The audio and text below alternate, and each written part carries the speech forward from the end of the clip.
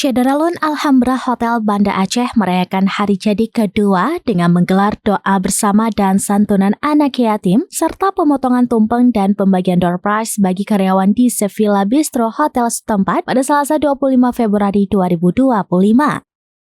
Operational Manager Muhammad Agus Salim didampingi GM Konsultan Bambang Pramusinto mengatakan tahun lalu pihaknya berhasil mencapai target.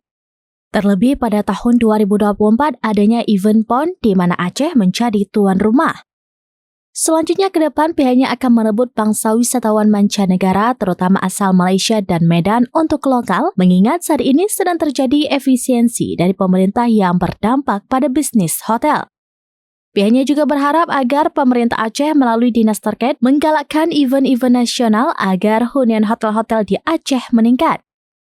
Di sisi lain, Alhambra Hotel juga menyediakan fasilitas berbuka puasa bersama dan paket-paket promo lainnya dalam bulan Ramadan nantinya.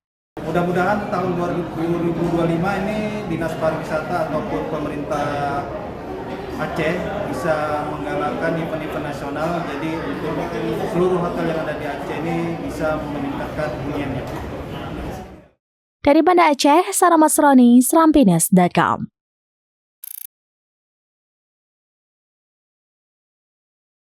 Download Tribun X sekarang, menghadirkan lokal menjadi Indonesia.